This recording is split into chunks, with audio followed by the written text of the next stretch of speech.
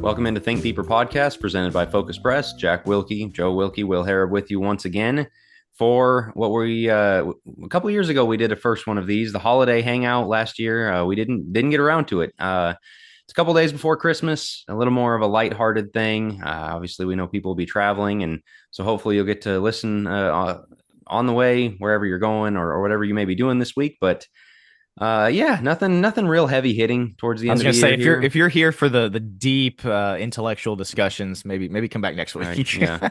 Think a little less deeply this week for sure. But what we did a couple years ago was just kind of a few games, a few hot takes, things like that. Some of the fun things we like to do, some of the inside jokes for longtime deep thinkers, references and things like that. And so we've picked a few of those things. We like doing would you rather's and underrated, overrateds, and things like that. So that's what we're gonna do today. What did we do last year? I I know we did the 100th I episode. feel like it was a Q&A. The Q&A. Yeah, because we had done, you're right, we did the 100th episode, which was tons and tons of questions like this. That was like late October, so we didn't want to go back to that well again. But these are kind of fun to end the year again. Just have a little more, just joke around a little bit, have a good time, and talk some Bible stuff, talk some church stuff. Some again things that we've talked about and kind of revisiting them. We've got some listener hot takes that we solicited, and we'll be rating those and giving our thoughts on those. So thanks to everybody who submitted some of those. Anything else before we get into them? Yeah, we always say it's a riveting episode, or something. I don't know. Along Some of those this lines. content I feel like it's pretty riveting. So Actually, some of this I think is we're excited about this. One thing I would say for our deep thinkers, specifically our Focus Plus subscribers, please make sure that if you have a hot take, put it in the comments so that we can maybe address that for the deep end. This deep end will be a little bit more difficult to do if we don't get any comments. So if you've got a hot take or a thought on some of our takes that we're about to give, make sure and comment that, and we'll cover that in the deep end. All right, so we're going to start with blind rankings. If you're not familiar with the game, it's you give somebody a category, and then you start giving them answers to the category one by one, and they've got to rank them, but they don't know what's coming. And so they might rank something really high, and then they're kind of in a tough spot because other things they like more come out ahead of it. So we're going to go, we've got different topics for each of us. Who should I start with? Who should I put on the spot here? Let's start with Will. We're doing 5, 7. We're doing 5, 7, 10. Do you want to ramp up? Because we'll end with yours at 10. So I'll start first. No, let's do Will's. You sure? I don't want to get yours right away. I don't want to start on that note. So Will's category is Think Deeper episodes. We're making him rank blindly the episodes we have. Joe, do you have this list? I don't think I gave you this I don't list. actually. I don't think I'll give it to him. No, I'll shoot it to you, and we'll do it one by one. So number one, I know this is probably going to be high on Will's list. It's a favorite of his. Abandoned public schools. 1 through 7. Oh man, yeah, this is tough because I would think that'd be pretty high, but I don't know what else is coming. I'm gonna say, to play it safe, I'll be safe here. I'm gonna say number 3. All right, Joe. Man, that's I didn't know you were gonna ask. Sorry, no, I didn't ask for the rankings. You're giving him the next thing. Oh, the next. Oh, I'm sorry. I'm right.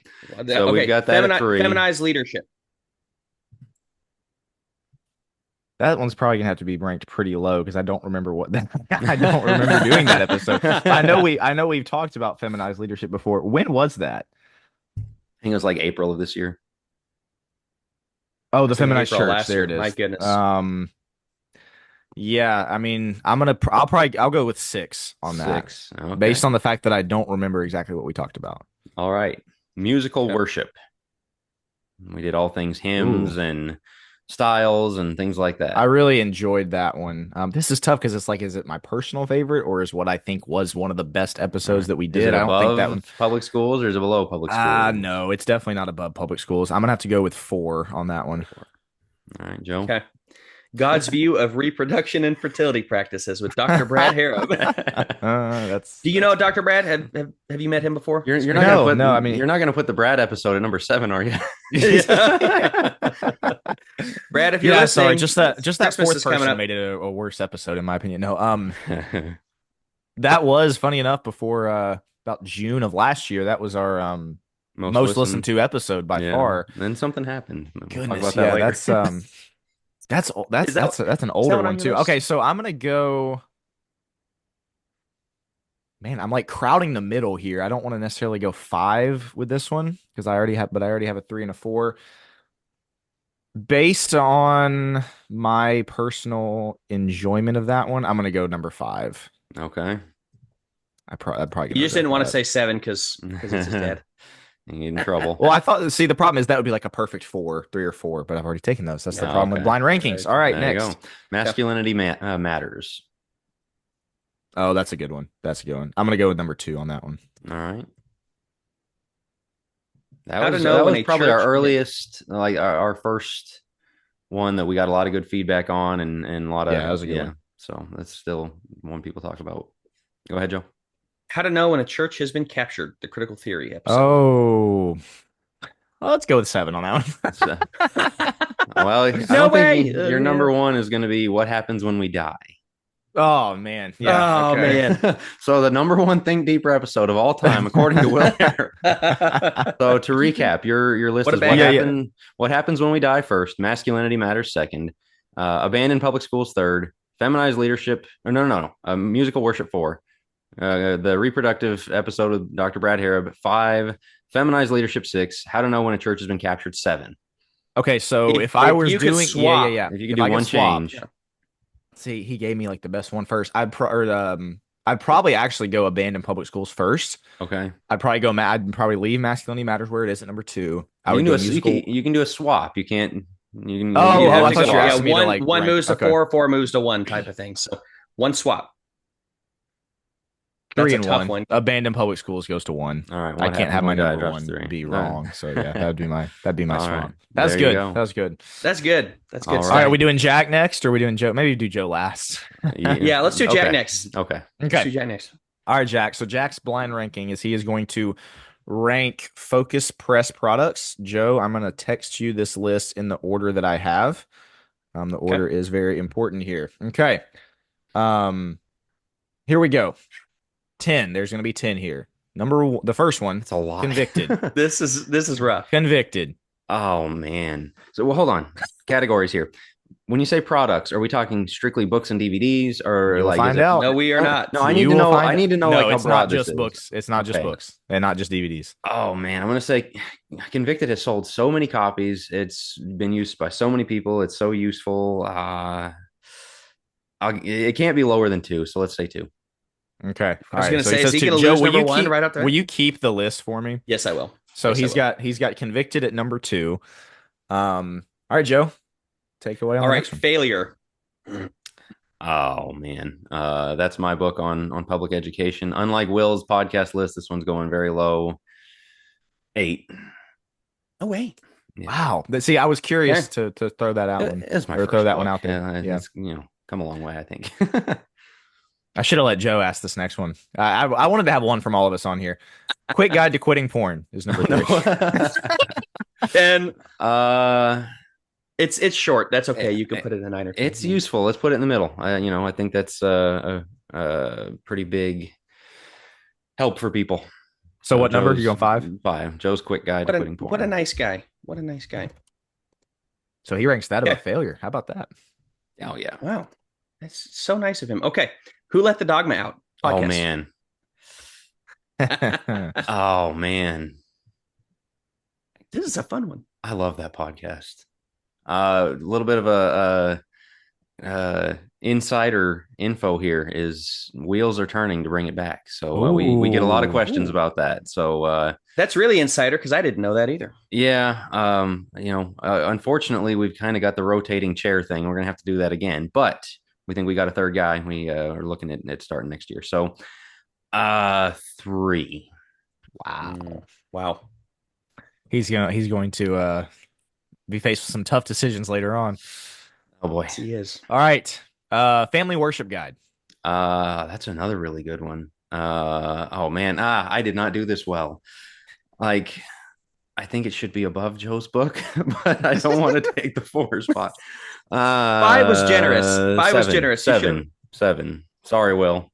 Man, you should have gotten the 5 spot, but I had already given it out. Not doing volume 2 now. Well, we'll just have Joe write it for you. That's right. Then he'll rank it higher. Yeah. All right. Next one. Think Deeper. Oh no. Oh Yeah, oh no. yeah.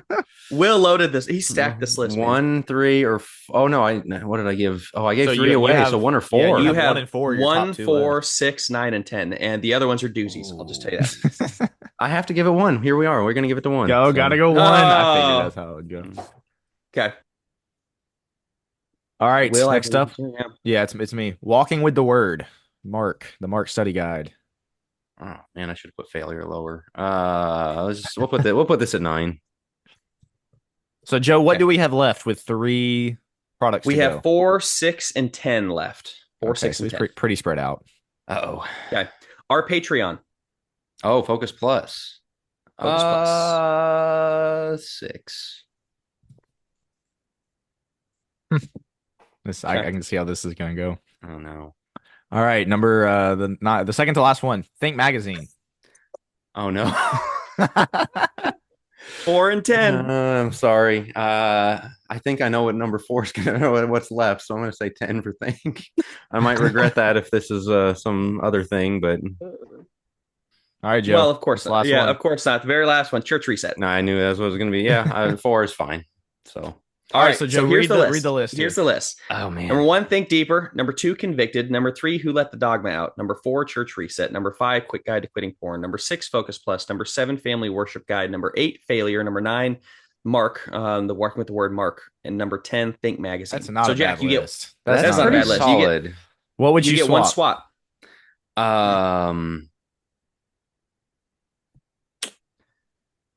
I'll swap you guys' books. Sorry, Joe. I was going to say mine with Think Magazine. Think has gone out to a bazillion people. Yeah, that's true. It's I been a put big mine deal, too. but Okay. yeah, I mean, I could do So- that, but yeah, well, yeah, that was my first regret was putting Will's low. So, Okay. there you have it. That was going. Well, I'm That was hurt. going. Wow. Yeah. All right. So, Joe, we saved the Oh, boy. spicy one for last for Joe, which is Oh. controversies of the Great. Think Deeper era, things that have stirred up much debate online, things that Can I Go ahead. call an audible, Jack? I'm What's up? thinking of one that is not on there. Can we make Joe have 6? okay, yeah, if there's yeah, Let me text okay, it to you just to, for sure. this one. I couldn't believe you didn't have it on the list. Oh shoot. Joe, don't read that. I texted the wrong person. No, that's fine. There you go, Jack. Just texted you. Oh, You good to- okay. you good to add yeah. that one? Yeah, let's do it. Okay. All right, Okay. Joe. So you have 6. Oh, boy. I'm Okay. not going to do this in the order that I put them in. I'm going to drop one down to the end there. Okay. People should get married. We did an episode on that. Dr. Brad got 350 Facebook comments on that one. Very angry big one. people 3. saying that, yeah. So, all right. I'm gonna say 3.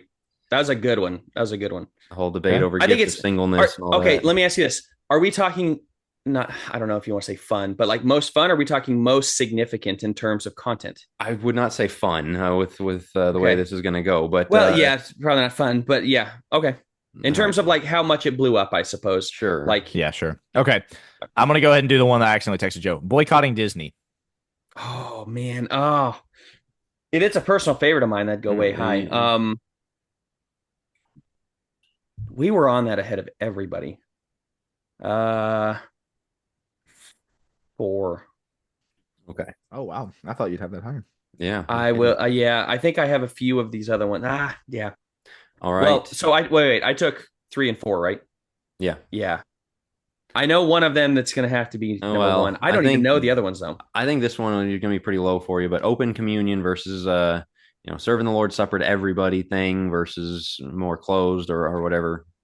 That was an interesting one. I'm going to say, I'll say 6. It was the Something like quietest of them, but It it was was the quietest. an issue. Yeah. This is a good one, yeah.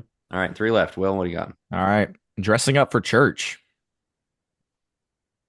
The church clothes controversy, casual versus dressing up. I'll have to put it at 5. I probably put that one at 5. Okay. So you've got number 1 and I 2 think I know. left. I think I know the He's last two. saving so those 1 and 2. Yeah, All I right. think I know what these are. Obviously, the alcohol controversy. Was the It's gonna be biggest number one. one. We Yeah, talked that's about gonna go that number last 1. week, so we won't spend any time So that on leaves that. number 2 as What's your guess? Halloween? Yeah, Halloween. Yep. Yeah. that's Yeah. a proper So number 2 what's for your you. what's your list, Joe? So So- you got alcohol, Halloween, people should get married, Disney, dressing up for church, open communion. You're going to swap Disney for the married one, aren't you? Probably, yeah. Okay. So there it is. Yep. There's our blind That ranking wasn't terrible. list. That Yeah. wasn't terrible. Yeah, it wasn't as spicy as I thought it might be. Yeah. I mean, the clear number one, like going into it, that's the only controversy that I could honestly remember. Going into it. Yeah. So yeah, that's a clear number one. But everything else kind of falls in place after that. All right. Well, there's our blind ranking sets. That was challenging. That was fun. It was. Yours was a good ton idea, of fun. Jack. That was a good idea. Yeah, that was a good idea. We initially had 5 for Jack. He told us, well, we're just going to do 5 for everybody. And Will and I are looking through the Focus Press store like, no, we got to do more than that. No, we're not sticking to 5. That's way too difficult. So especially when we opened up the podcast, that's good stuff. Yeah. Nice. All right. So what did I said listener hot takes, is that next? Or no, it's would you rather next. All right. Would you rather next? Correct. Joe, you just went last, so you're going to go first this time. Okay. My would you rather for you, all go to for the rest of your life, go to worship where it's all Devo songs, or go to worship where you have to wear church, where you have to wear jeans and a t-shirt to church. Oh no! Oh man! Oh no! Oh man! I've never seen Joe in a pair of jeans in his entire life. Let's add that to the equation. That's true. Here. Always slacks and a tux. No, just kidding. Yeah. Like khakis more. Oh man, Joe. Wow, boy, that's tough. On the one hand, you could take all the jeans and t-shirt and technically get them worshiping correctly with the old songs. You'll get out of here. That's the funny thing is that's you're most likely to have both of those together. Yeah, exactly. Probably. Second one.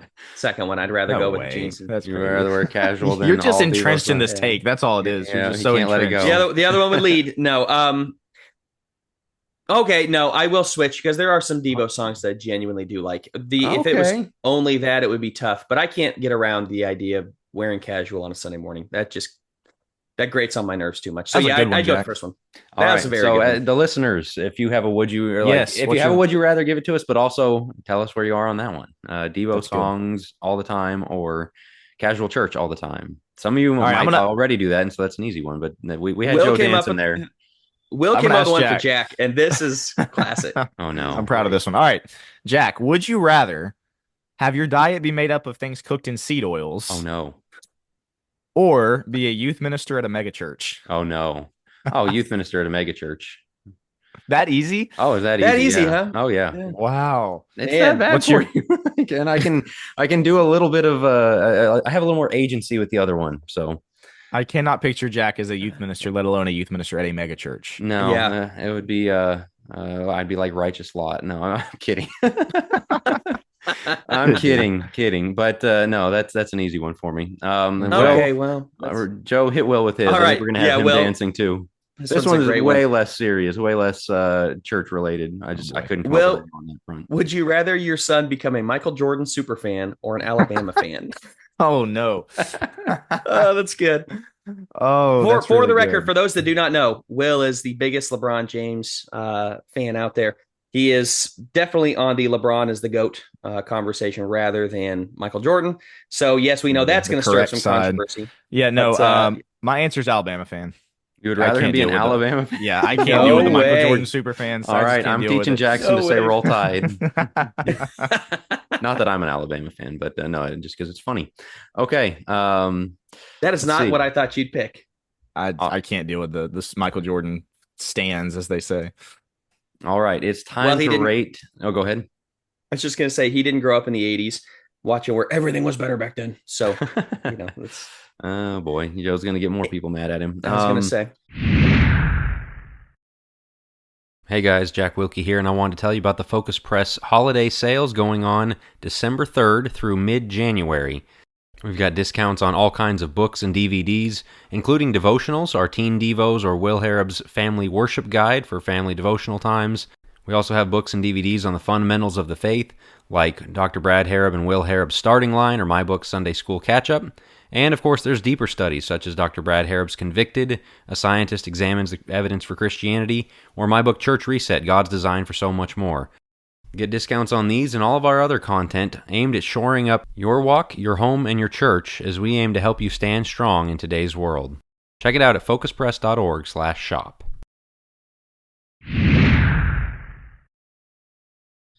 Speaking of hot takes there, Joe, the hot take guy, we've got listener hot takes. How do we want to do this? We want to rate them 5 peppers kind of thing, spicy versus non-spicy. How do you want to do it? Yes, I thought it no, was just or a rating, or yeah. I just thought about talking like, do we agree with him? What do Giving we our think? reaction to each. Yeah, Yeah. giving Okay. our reaction each. Yeah, All right. Youth I have not ministry. seen these. Youth Will, have you ministry seen is these? helping and not hurting the church. That's a Wait, hot take. Youth helping ministry and is not hurting, helping. or hurting and not helping? Oh, did she say? I think I copied that down wrong. Yeah, hurting, not helping. Sorry. Yeah, I think that's what Okay, it I was was. going to say helping, not hurting. That's a freezing cold take right there. No, I mean, I'm Hurting, not helping. obviously My mistake. I'm obviously the anti-youth ministry guy, so I'll stay quiet on this one because you know where I fall. Well, I'm a youth minister to megachurch now, so That's right. That's right. Yeah, that's So stand the up hot for his take, to job. be clear, it was hurting, not helping. yes, I do think ultimately I agree with that. I don't want to get any of my people that I know that regularly listen to this that are youth ministers, love you and respect you. I think overall, and I have said the qualifiers before, like overall as a construct, I think it's hurting. With the qualifier of there are people that do it well, sure. and there are people that do a pretty good job at it. But mainly the reason that I would agree with that hot take is because it is just continuing to take the onus off of families and fathers, and the roles and responsibilities that they have is kind of getting, just we'll let the youth minister do it. And so I think ideally you return a lot of that responsibility, you return a lot of that, not burden in a negative way, but kind of that weight to the fathers and to Right. the obviously the parental unit, but mainly the fathers. And so that'd be my answer. I think Right. that's the correct one. Before Jackie says, I think that's the correct reasoning there because it's not whether they're good guys, whether they're bad at their job, things Sure. like Yeah. that. It is enabling. It's a crutch. Anytime Incentives you it have an creates. Yeah. correct, it creates a certain feeling in the church of like I don't have to do anything because I have my son who's going to do that. That is the problem with youth ministry, in my opinion, is it just incentivizes parents to sit back and do nothing. So that is not a an indictment on all the youth ministers out there. Like you said, I got several friends that are youth ministers as well, Yeah. and they're doing good work. But by and large, that's why it's a broken system. Is hey, we have him to do the job. It's an enabling type position, and we all know enablers don't really work. So, Jack, any thoughts on that? No, I think I'm pretty well in line with what you guys had to say. All right, we have 3 on essentially the same category, so I'm going to hit them all kind of at the same time. One said the more paid staff a congregation has, the lazier the members. Another one said, do not say, or people should not say the preacher isn't doing his job, whether on things of having me over, evangelizing, things like that. And then another person, I think it was Rob, summed it up pretty well. The preacher should not be the only one doing all the visiting, teaching, outreach just because he is paid, but because he is paid, no one in the congregation should ever be outworking him in those areas. So, kind of So 3 that different levels of a very similar take. Joe or Jack, read that second one again. So the last one where it kind of makes the point that it's not his own, like that's not the only, he's not the only person in the congregation that should be doing it. However, he should be doing it probably more than anybody. I actually kind of agree with what was the second one because I think I disagreed with that when I heard it. Yeah, okay. It wasn't phrased so much as it's kind of in a hard way, but it says blank, whether minister, elder, or deacon, and his wife are not doing what they're supposed to be doing, whether having us over to eat, visiting people in the hospital, etc. This drives me up a wall, is what the comment says. Yeah, I think the only reason I would just not I would disagree. I where I agree is I don't know if the commenter is talking about like the people that complain about, man, this person never comes to see me. This person like, you can invite them over. Like I agree with that. Where I would maybe disagree is like if they're not doing that, then that is kind of a problem. Like if you've Right. got elders and elders' wives and deacons and maybe less deacons, but like ministers who are not doing those things, that's kind of a problem. So Right. obviously, I'm not sure the tone of the comment of like if it's talking about because there are a lot of members who just expect kind of to be catered to by the ministers Right. and catered to by the elders, and I don't think that's okay. Like Right. this is a two-way street here. You can invite them over to your house, or you can invite them out to coffee or whatever it is. But if you're a minister and an elder, you kind of have that needs to be pretty good part of your week, I would say. Yeah. So Yeah, I think that other comment struck the nice balance of yeah. everybody should be doing it, but they definitely, especially if you're paid for it, that nobody else should be outdoing you in it. So The first one's interesting, and I would very much agree with that. I think the more paid people you have, it's the same thing as what we're talking about. It's just the more incentivized people are to not do anything because we're paying you for it. And it's not just a one person, because you could get away with, you pay one preacher and it's like, look, guys, I can't do 30 things at once. Okay, we have 7 paid people on staff. Well, now it's really not my job, because it may be the preacher's job and it's not him. He's got 6 other people underneath him that are paid, that surely it's their job. The outreach minister and the youth minister and the evangelism minister and the whatever else minister. Like, I do think that by and large, and we got some listeners, I'm sure, that they go to congregations like that. And this isn't, once again, this isn't a judgment as much as it's an observation. Most of those are consumeristic churches, most of them. And well, the idea of having multiple people on staff is actually to create more engagement, is my understanding. The problem is, I do think you create engagement among a certain number, but most people, it's through a program base, as Jack, you've talked about before. A lot of them are through programs, and that's what the youth or the minister in charge of that is doing, is let's start a program here. So nothing's really organic, and a lot of it is asked. So even if you have members that aren't necessarily, they're not thinking about having people over as much as there's a program in place to have people over. And yes, I'm painting with a very broad brush here, so please, no hateful comments of like, well, we do it great at our church. I'm sure there are people out there that do it great. By and large, from the ones I've been to, I think that's generally how it works, is what I'd say. well, yeah, if the job is equipping the saints, there has to be work for them to equip them for. And if you're doing all of it, then that's not how it's working. All right, so interesting kind of trio that go along together there. All right, here's one that I think we have had internal disagreement on. This person said, "Lads to leaders is fundamentally flawed." I'll read the rest of it. Add this to my list. Leading the church in Yeah. worship to God is not a competition. The only audience is God. He judges the acceptance of the worship based on his holy standards, not if someone pitches the song correctly or if he stutters during the lesson. All right, so I think we've got the two sides here, and I'm kind of somewhere in the middle. So rate this take. Yeah, have at it. Great, thanks. Will, do you want to go first? No, you're muted. You're muted. Sorry, I said no. You go first. I'll rebut. I do think the person makes a very valid point that I've vacillated quite a bit on this one, because I do think it can do a lot of good, and I think it can help a young kid from an early age kind of understand maybe what he has a gift for, in a way. I also think it's good to get kids past, like, there are inherently good things about it, where it gets kids past the stage fright, where they get used to being in front of people, they get used to leading songs or whatever it is. When you start them young, they're much more likely in their teen years and such to do it. And so I'm sure they've turned out a lot of people. I went to Future Preachers for a number of years in Denver, and I think it was very good.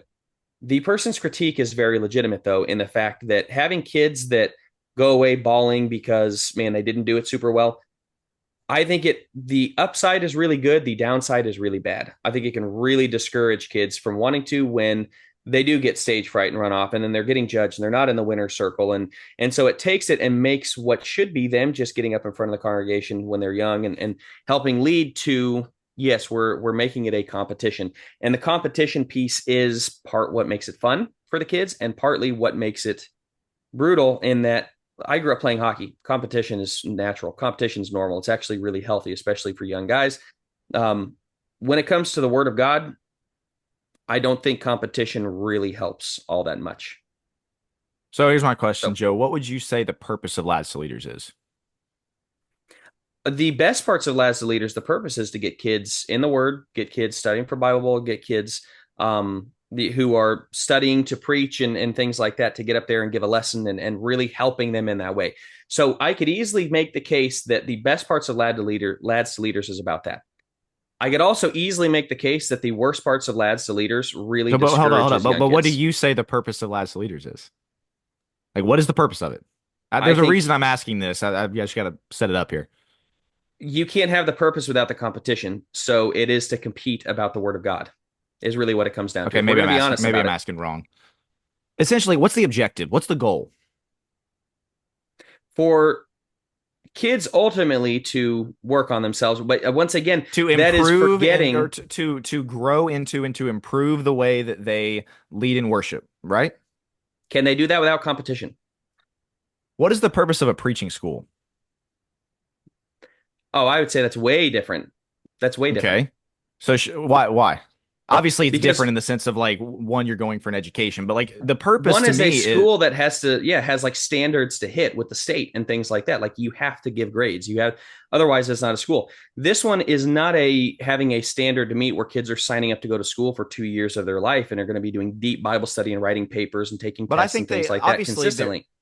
they're on very different ends of like the weight to them, the weight to how important they are. One is guys going for a career, and the other, they're not. But I think if you kind of look at it, look at them kind of isolated, a lot of the goal is the same. Like we're trying to, first of all, they're trying to grow their Bible knowledge. They're trying to grow as a preacher, get better at those things. Lads to Leaders to me is just a more juvenile version of that. And so I guess the biggest problem I have is like if you are someone who like just is so adamantly opposed to the competition part of it, then just do your own thing. Then just train them up to be song leaders and speakers or whatever it is, like by yourself. I feel like everybody who has a big problem with lads to leaders, like, oh, the competition's like, okay, then don't do it. Like, I guess where I'm struggling with it is like that is a motivational factor to say there are elements of improving yourself as a speaker, improving yourself as a song leader,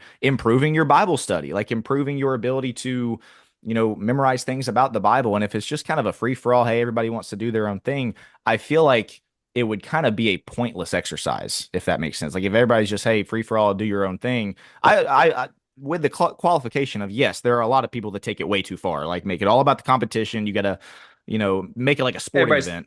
There's always going to be people like that, right? There's that always extremes, but sure. listen, like to be honest, I think, and this is going to sound harsh, if your kid can't handle, not your kid, the metaphorical you Sure.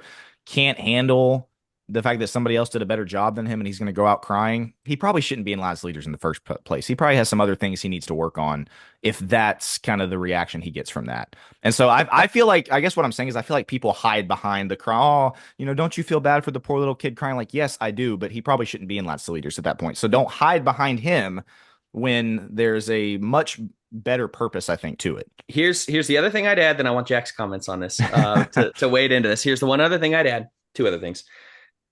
First off, let's be honest. There is a level of nepotism. There is a level of how do you want to say it? Yeah, I mean, I don't know any other way to say it. Insiderism or something? Yes, there are certain kids that are going to get scored higher and better based off of who they are. That is not a I will stand on that one. That's a bold. I will stand from somebody on who never firmly. did Lads to Leaders. That's a pretty bold. I know how these things work. Trust me. And I was on the inside of, so I know how these things work. Second off, I do think it also incentivizes. I don't know. This is a tough one, and this may be a real hot take. There are those who are really good speakers, no doubt. I think it incentivizes those who have a gift for speaking in that way. Whereas you may have a guy who's not incredibly gifted at speaking, but is incredibly good at putting lessons together. He's never going to get recognized in that. He's never going to win any competitions, even though. So I think it incentivizes in an American Idol generation. It incentivizes the person who looks the best. Aren't you the guy though that's argued that not everybody should be in the pulpit? I do agree with that. My point though is you look at somebody like Jonathan Edwards, who gives potentially one of the most powerful lessons, what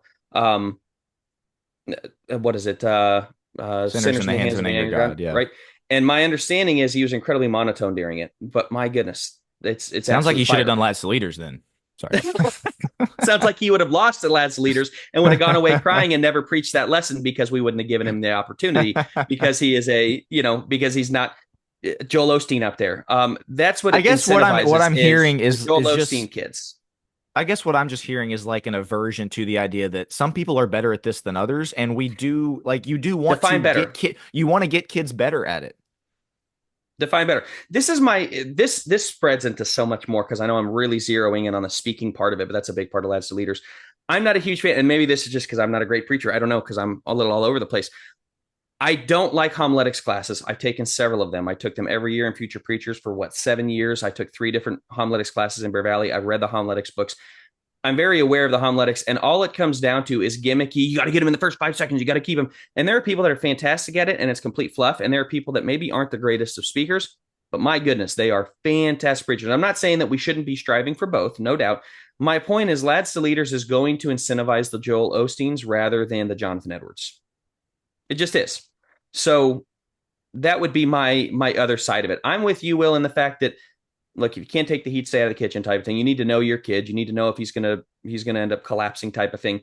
I understand that. So I'm not saying take it away for everybody, but the person's theory of it's fundamentally flawed, yeah, there are parts that resonate. Jack, I'm curious your thoughts.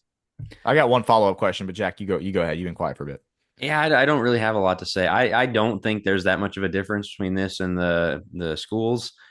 It's just a question of whether you think that's a good thing or a bad thing. Like that it's okay that there's not a different, or like that they're the same thing and that's good. They're the same thing that's bad. And I think, and so I would not make the distinction that you do.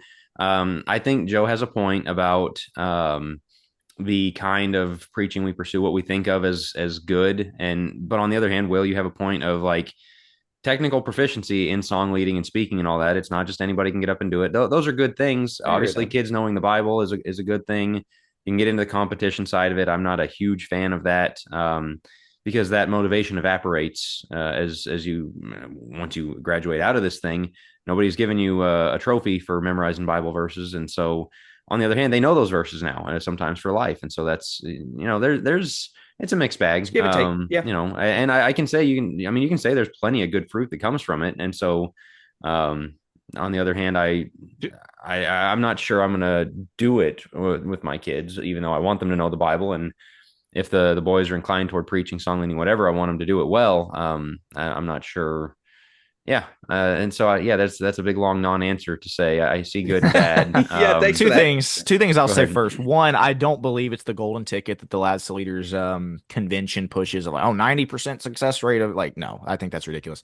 But the question I had for Joe, and then Jack, I guess for you, if you're more in line with Joe here, ideally, what would you do if you were the head of Lads to Leaders, don't like the what would it look like? What would the structure be? Everybody gets participation medals. Right. That's exactly what I'm saying. I think the question would be, would you have it at all? Not whether you'd be a leader. I mean, if you were a leader, how would you fix it? Would you have it at all? But yeah, again, the fruits of it, there are a lot of positive fruits from it. So we go to Lads to Lead, our kids don't, but obviously Focus Press goes and as supporters, but also as people that are, we see a ton of people there, a ton of friends and such. I think the thing about the success rate you bring up, Will, is there's something to that, but it's also because it's the kind of families and congregations that will put their kids in something to push them to learn the Bible and things like that. I don't know the numbers and things like that. I'm just saying those things go hand in hand. It's not one or the other. It's not like, oh, well, these families wouldn't be teaching their Bible without it. But on the other hand, it is a tool that gets them teaching their kids about. Yeah, sure. This is the other thing is I've done Lads to Leaders with a couple congregations, and you can tell the kids that are just showing up to Lads to Leaders practice and showing up to convention because their parents are making them. They're not really putting any effort. Guess what? Those kids they're not rewarded in that way versus the kids who do truly study, who truly work on memorizing their speech or getting better at it, work on those kids. There's that incentive structure there to where the kids that are just showing up because their parents are making them go, it's like, okay, you're going to have a cool weekend at Opryland, but that's all you're going to get out of it versus the people who are really pouring themselves into it, the young kids or whatever, pouring themselves into it. And it's a much more positive experience for them because not only are they learning the Bible better and again, getting better at these things, there's some sort of hey, you earned this in this way. If you take that away and it's just, well, again, the kid who barely shows up and doesn't really try all that hard is getting kind of the same treatment as the people who are really working hard. I don't know. That's what frustrates me about that's why I asked how would you structure it? What would be different? That's kind of what I'm getting at. We did leadership training for Christ back in the day, years and years ago. I think it's gone way liberal now, way more. But I don't know actually, so I can't speak to that. But it was very much that you put a ton of hours and time and effort into things, and the Bible was pretty straightforward because it's just answers. But the other things that were judges. It was all that. Everybody was getting golds. Well, hold on, we can't all get golds. We really worked hard on this. So yeah, you have a point there of you can't necessarily do that. We'll get off the subject, but I'm on the fence on whether I'd want my kids involved. I'm leaning toward Jack, probably not. At the same time, if you can keep it top of mind as to why you're doing this, and ultimately it's not really for the gold. There are plenty. I like competition. I'm going to put my boys in sports specifically for competition. It raises testosterone, does all sorts of stuff. As you get older, like it's good for guys to compete. I just don't know that I like I competing feel, in that way. and I'm not trying to call you guys out. To me, I feel like that is a piece of evidence toward the emasculation of the church. We can handle competition in sports. We can handle competition in hockey and in basketball. But as soon as you do anything remotely spiritual, it's all got to be participation trophies. Like that bothers me fundamentally. No, there are people that are better, but I mean, better at certain things, but they're also not doing hospitality classes. They're not doing any of the other things like or things that the boys may be good at. Not every guy is going to be good at song leading and getting up there and speaking, but he may be a fantastic worker. So it's incentivizing the things of the church we want to incentivize, which is why we have a preacher class, but nobody else in the church wants to do anything because I just have no gifts. Like no, there's a lot of gifts that go along with it. Lads leaders never really gets down to. So it's either you're a preacher, a fantastic song leader, or a I bump mean, on the there's a log who lot of sits in other the church and programs does than nothing. just those two. Those are the, main ones, but there's I a would say ton of you, other you ones. don't Well, want to we're be not doing puppets up the there. thing. So The thing about the competition is you don't want to be a better preacher to be better than the other guy. And I kind of think of Peter and John, that interaction at the end of John's gospel of like, well, what about him? If I want him to live forever, that's my business. That's his Well, job. That's not your like. That's not. There's that's not not why this you do internal it. competition. Well, I want to be greatest in the kingdom kind of thing. Like, well, that's there's some of that. The competition is a motivational tool, is the way that I see it. Not to be, like you said, not to be better than, the guy sitting beside me, but to get better and to improve. okay, hold on. What Let if me let you me do ask you this. your very best and you get bronze because two kids just are more gifted at it than you? That's the life. that's what I mean. That's a tough Right. sell to an 8-year-old. Well, yeah, that's discouraging. Well, Okay, but they okay. can do that in That, hockey. They can do that eh, in hockey. yeah, They can do that because in basketball. yeah, because that is the point of those things. The point of these things is to proclaim God's word, not to be, to get the gold medal. And so the other thing about it is, I think I've told this story before. I remember a dad coming out of the debate room and he said, "Yeah, my daughter made the other girl cry." Like, and he was really proud. Like she put her into such a corner. The other girl just broke down crying. Like, all right, this went a little far. Like this, yeah, you Well, like I won. said, there Like are that's those examples, of course. yeah. So But yeah, I that's what it mean, breeds, I would say. If let me ask you this, Will, and then we'll move on. You were always in the winner's circle. You were a gifted speaker. If you absolutely stunk, and year after year So, you went in there and got your teeth yeah, kicked in, which would you I be did as in adamant? song leading for a long time. I feel like I would because it was not the case for me in song leading. I spent years trying to get better, but that's my point. I feel like I drastically improved as a song leader year by year by year. I feel like I drastically improved as a speaker year by year by year. And the years that I lost in song leading and the years that I did not get first in speech, my life did not end. I did not go home crying and oh my goodness, I hate doing that. No, it was just, and I'm not trying to use myself as the ultimate example. I just feel like this is an example, again, not trying to call anybody out, of us coddling kids to the point where we think they cannot handle anything even remotely competitive when it comes to this stuff. Again, your goal is not to, like, the main objective is for you to not have a bunch of trophies on your bookshelf as a 14-year-old. The main objective is to get better as a speaker, get better as a songwriter, get better at Bible Bowl, whatever the event is. The competition is a motivational tool to do that, is my position. And if you can't, and that's why, because this take has been around forever. People that say, well, we just don't like the competition. It's like, okay, so is that you not going to let your kids do anything else competition wise because your kids can't handle it? But what happens when the competition, this is to Jack's point, when the competition dries up and you need the kid to step up in church, but there's no gold medal at the end?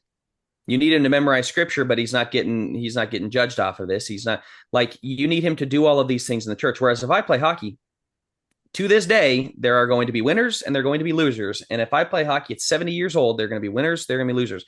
That is not the case at this point. I preach because I feel called by God to preach and because I'm passionate about preaching. There ain't no gold medal on the line. A lot of times there's crickets. A lot of times it's like glazed over looks and people falling asleep. It is not the glamorous job out there that, we have a great congregation, not to make it sound bad, but like, it is not this glamorous job where there's always, at some point, the competition shifts to real life. And if the reason you got the kid to do it is for the competition as a motivation, that dries up real fast. So I'll So return I'm to not my saying that it question should then. never What would be. you do? How would you change it? Just everybody just show up and do what you like, kind of teach their own? either don't have it, Mhm. or um, I don't know. I don't Well, know how okay, I changed. let's reframe that question. How did churches do it before about 1965? We just didn't have kids learn how to preach. I think we could figure it out. But this is quickly turning into the Lads to Leaders episode. So they got us with that hot take. Whoever the Yes, they person who did. They submitted Yes, they did. that, did. They I think they did. submitted it anonymously. So good call there. But Yeah, nice, nice. we're a little all over the map with our responses to it. So they gave us a good one there. Hey guys, Jack Wilkie here. If you enjoy our work with podcasts like Think Deeper and Godly Young Men and our books, articles, seminars, and want to support the work that we do, the best way to do so is to go to focuspress.org/donate. That's focuspress.org/donate. Thanks again for listening. All right. This one, briefly, the devotional approach to Bible study is one of the weakest ways to interact with Scripture. Let me get a little bit more on that. Instead of looking for the application of Bible passages, what does this mean to me? We need to be looking for implication. How does this Bible passage impact my beliefs? The application approach distorts the original message, whereas the implication approach asks the readers to adjust their beliefs or understanding to what the Bible actually says. Where do you go with that one? Jack, why don't you go first on this one? Yeah, Yeah. Okay. I think that's great. I think, and that's kind of what we're trying to do with the Who Let the Dogma Out is get your beliefs right and your actions flow from it. Whereas mm. people go to it of, okay, what am I supposed to do? Like, well, you don't even know what's right and what's good or bad, what's right or wrong. And so get that settled, and that will largely dictate the actions that come from it. It can be very drive by when you're just going to it looking for actions. Yeah, I'd say my biggest issue with it, because I mostly I guess I agree with this. My biggest issue with the application devotional type thing is it's usually devoid of context. The devotional books, the quick hit Right. 15-minute thing is like, all right, this one verse. All right, how does that apply to you? I agree. Like I think that's a pretty poor way to study. If you're maybe doing it to get a nice thought for the day for your kids or whatever, okay, maybe that's one thing. But like if you're trying to study, yeah, it's a very poor way to do it because it's devoid of context and it is very, as the commenter said, kind of me focused. How does it apply to me? I think there's time and room to ask that question. That's why the Bible was written. It applies to us. But again, for Bible study, I think it's a pretty weak way to do it. I would agree with that. Joe? I'd agree as well. I think anytime I've had thoughts about this because this is not just a Church of Christ thing. This is obviously Christendom with a lot of devos, but I do think it appeals to Church of Christ because we kind of have the works based approach in a lot of ways of like, what can I do? How can I be better? What can I work on? Just tell me what I can do to grow closer to God. And so it's very like, that sounds terrible. Like that's a great thing. The way we do it though seems very much like I just got to constantly be doing and doing and doing and doing. And so every time you're reading, it's like, okay, what can I come away with? How can I be a better person? How can I be a better Christian? It almost feels like you're just never enough. There's always something more to do. And that can be good sometimes to motivate. It can be good to see what we need. Obviously, there are things that we as Christians can grow in and be doing better at. On the other hand, there's something to be said for really working on the beliefs. And one of the biggest beliefs is you are saved. You are saved. And righteous people, saved people, live a specific way. And sometimes, to me, the devos and the application base always is working from a deficit and not a surplus, in my opinion. So, but yeah, I think you guys make good points, Will. Especially your context point, I think, is spot on as well. So, not much more I'd add. All right. Last one. Stop baptizing children. We've talked about this before. He says anyone under 16 at least. We did a whole episode on this, so we won't spend too much time on this. But he says if they're not old enough to work a full-time job or get married, then for the same reasons they aren't old enough to commit themselves to a life of serving God. Hmm. I got a lot of thoughts on this, Joe. I don't know if you want me to go first. No, you go for it. Go for it. The age thing is what always kind of gets me. Of like anyone below the age of 16. The problem I have with that is I don't think we can scripturally place any kind of set age. Got to be 18. Got to be 16. There's a guy I know, kind of making the rounds saying it's got to be 20, based on a passage I think back in Deuteronomy or something like that. Like I don't agree with those takes. I don't think you can put a hard fast age on it. It's an interesting case, I suppose, as far as the age of accountability goes, but the hot take of stop baptizing children, I agree with. I think we baptize way too young in the Church of Christ, 8-year-olds, 10-year-olds. goodness, in some cases, even 12-year-olds. I think the line that I make personally, and I guess there's no scripture to back this up either, but if I've got an 11-year-old boy who hasn't gone through puberty yet and doesn't really understand what lust or anything like that is, which will probably be his biggest temptation he has to deal with, and he's getting baptized, I think that's some shaky ground personally. I do think you need to the kind of full-time job and get married thing. Like I don't think you have to have your life fully together and just be a well-balanced functioning adult to get baptized before you can commit your life to Christ. But I do think you need to have a pretty good understanding of the temptations that you're going to be faced with, the things you're going to have to say no to, kind of the what being a Christian is all about. And I just feel like a lot of 10, 11-year-olds, again, specifically ones who have not gone through puberty yet, not even in high school yet, they could get there, I suppose. Joe, we talked about this before. You were 10, I was 11. Like we were young. But and we struggle with that. I mean, not to speak for you, but I know you've said that before. Like I struggle with that as well. Like, was I too young? Um, I, as I said in the accountability episode, I very much would lean more towards later into the teenage years. I wouldn't put a hard, fast age on it necessarily, but yeah, that would be my answer. Joe. Yeah, no, I was hoping you'd go to Jack next. Um, I've even changed, I think, and not changed. I've done a lot more thinking even since our episode. I would lean more toward later. It is really difficult though when it does like if you go to what does a kid need to know in order to be saved? Did the Ethiopian eunuch, did all of these people that had about 3 hours worth of study fully understand what they were stepping into? No. My kid has 12 years steeped in the church, going to Bible class every day, family devos, talking about this around the dinner table, praying, learning to pray, learning to lead, learning to do all of these other things. He has such a foundation of the gospel by the time he turns 12, 13, 14 years old that would be the case I'd make. On the other hand, yeah, I do agree. Like with what Will said, I think we baptized him way too early. I think I was baptized too early. I don't. We talked about the rebaptism. I didn't get rebaptized. I think I knew what I was doing to a certain point.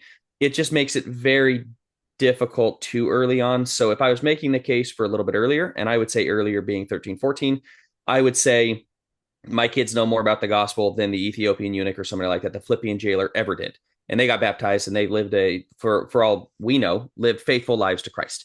On the other hand, yeah, there are challenges they're going to hit, but it's kind of like, okay, at what point have they hit enough challenges to really make it worth it? What if my kid lives a super cush life, is super sheltered? Is he ready at 18? Well, he's 18, yeah, but he's ultra sheltered. And then at 18, maybe he goes to college and boy, we didn't get him in time because we weren't really sure. And he had a passion for this back at 14. And yeah, I know the whole, if there's a passion, it'll stay with him. But for 4 years straight where he's going, man, beating down the door on it. And we keep telling him, nope, not old enough, not old enough. That's a tough one for me. If it's a passing phase and in 2 weeks he doesn't think about it anymore, he's clearly not ready. But at some point, I feel man, this continues to come back up. I'm going to have a tough time shutting my 13, 14-year-old son down if after 2 months he's still coming back going, Dad, seriously, what are we going to do here type of thing. So I think that's a it's good not indicator. as dogmatic. Sure. Yeah. Yeah. I think the takeaway from what you're saying there, Joe, is that it's not about knowledge. And I think that's so many times what we make it of like, well, my kids know more than the Ethiopian eunuch. Yeah, he was. So maybe it's knowledge is not the measuring stick so much as commitment. And because the other thing is the Ethiopian eunuch knew a little bit about the gospel, but he also very clearly had some kind of devout walk with God. So we can't really say that for sure. But the Philippian jailer, let's say, yeah, I mean, like not a lot of knowledge there.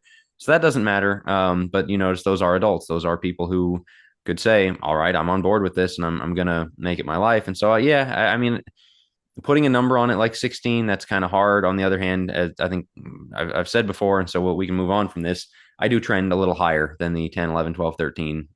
But my kids aren't that age yet. I mean, I might, we'll see. We'll see when things come around. So the deep thinkers really brought it with the hot takes, got us debating, got us dancing a little bit. So appreciate you guys with those.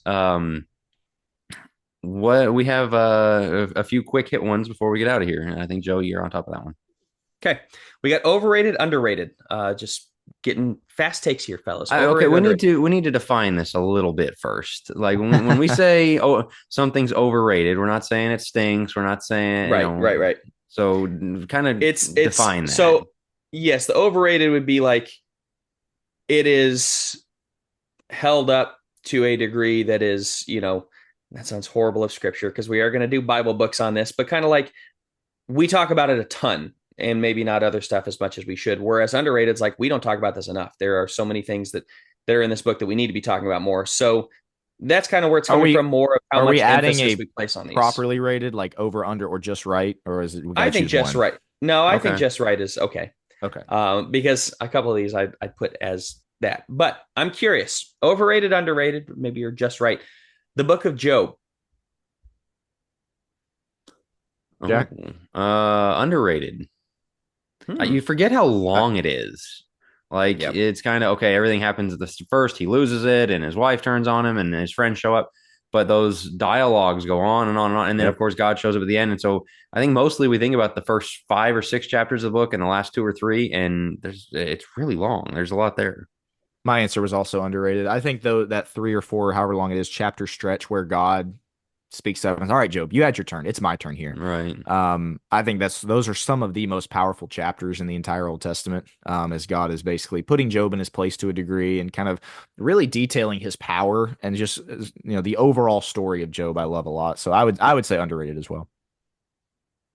Yeah, I stumped myself on this one. I would say just right. This was the book I was thinking was just right in the fact that we do spend a lot of time on, as you talked about, Jack, certain parts of Job.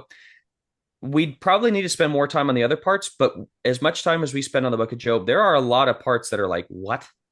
Um, just I don't know if you want to call them dry, the dialogues back and forth with their friends. I don't know that they're dry as much as they're just okay, are they wallowing? Are they not? Like, there's a reason for them. I don't really fully know why we have like 30 chapters of that back and forth. There is a reason for it.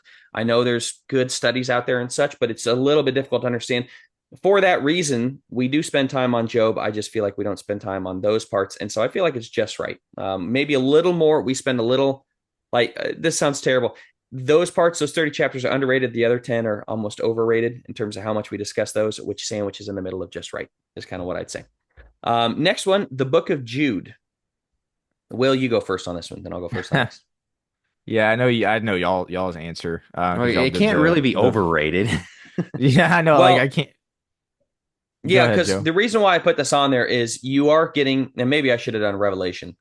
Yeah, we'll do Revelation instead of Jude because Oh, Jude kind Audible. of goes into it. Yeah, I'll call it Audible because Jude has some very interesting things that I think people do, but maybe not in the average church. But you do started getting into it where people like it's one chapter.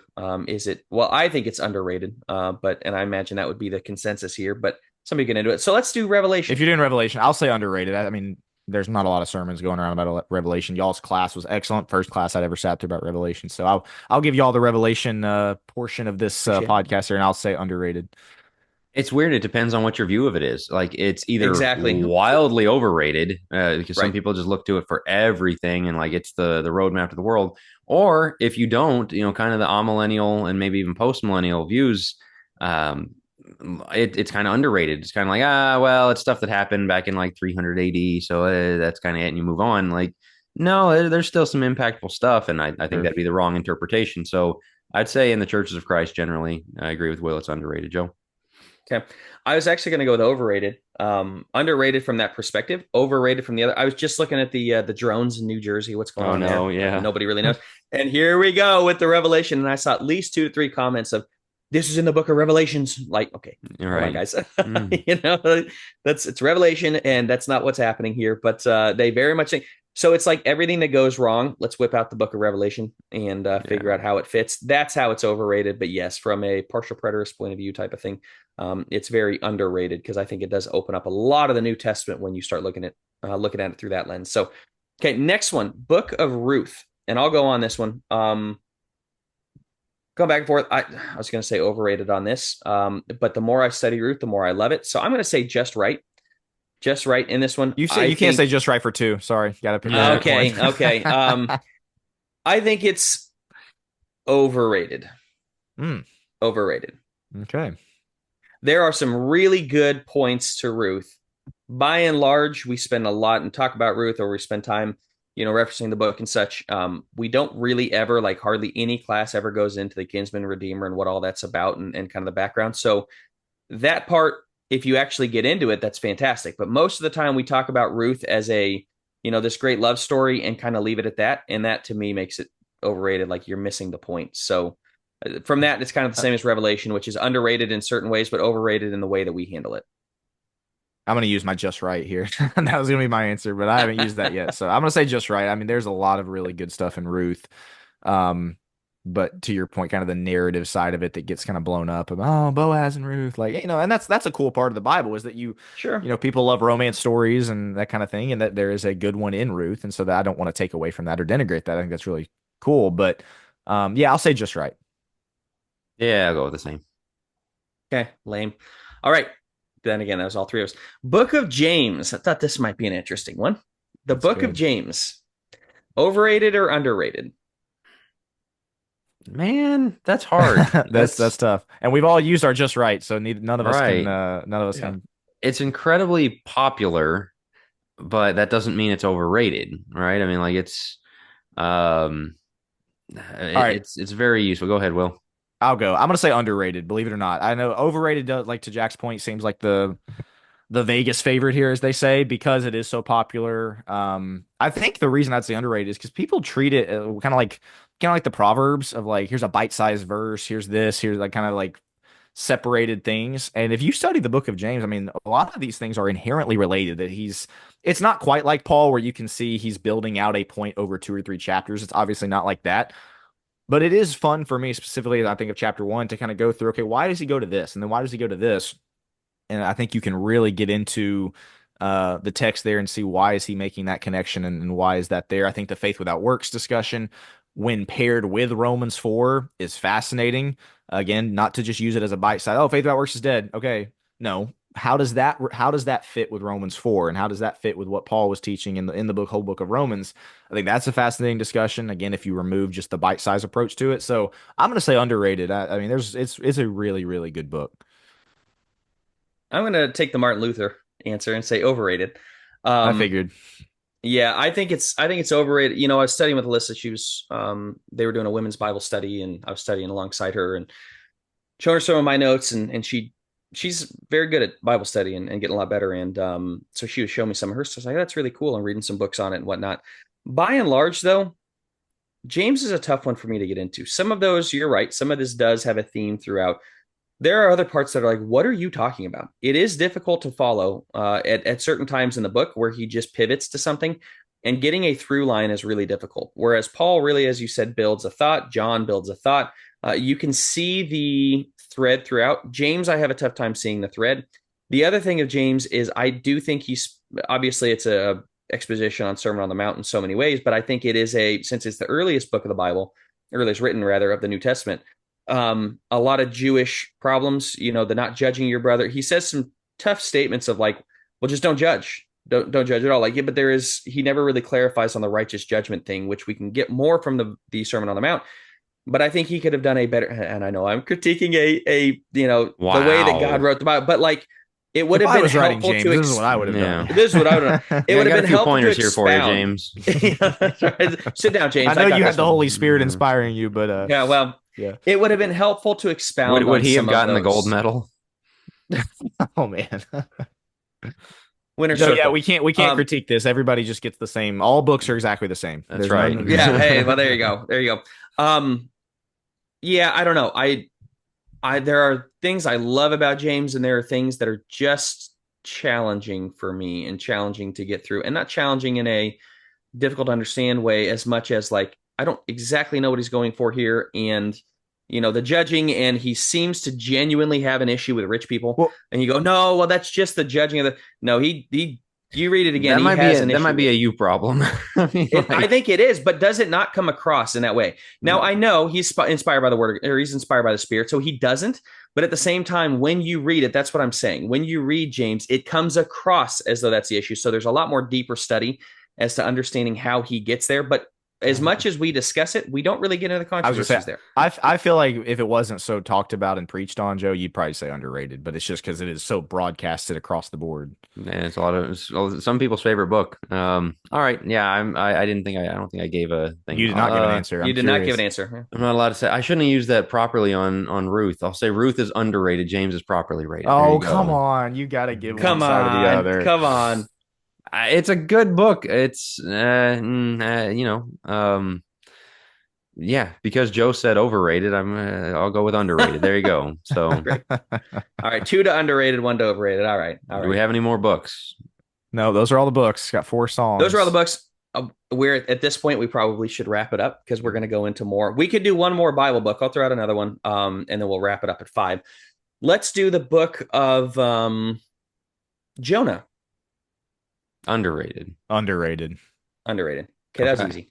That was easy. Very nice. Well, we'll wrap it up on a on a note where we all agree. We did have a couple other ones to get to, but with the time and everything else, we We can don't do it have in the time deep for end, further maybe if we need discussion. to. Maybe in the deep end, yeah, if we want to. So, Yeah. well, this has been fun, guys. This has Yeah. been good, lively discussion. Happy and holidays debate. to everybody. Yeah, and thank everybody. Thank you to everybody who submitted some really good ones in there. Got us going there, so it's good. For sure. Yeah, great hot takes. And again, if wherever you're hearing this or whether on Facebook or whatever, if you've got a response, if we messed up the blind rankings real bad, we'll put that out. If we We need to do that again. That was a really good idea, Jack. that was fun. Yeah, that was good. That was very challenging. The hot takes, tell us where you stand on those. I mean, yeah, just lots of fun stuff. Again, we didn't want to be too serious or plan something super deep for the holidays here and Christmas. So Merry Christmas to everybody and Happy New Year. We'll be back next Monday before the New Year, briefly with an episode, and we'll kind of be more back to normal with that one. But yeah, just been a great blessed year. Hope it's a very blessed holidays for you guys. We're thankful for all of our listeners and everybody who's supported the show for the last unbelievably for almost 3 full years now. So Lord willing, we'll keep it going and we'll talk to you guys next week.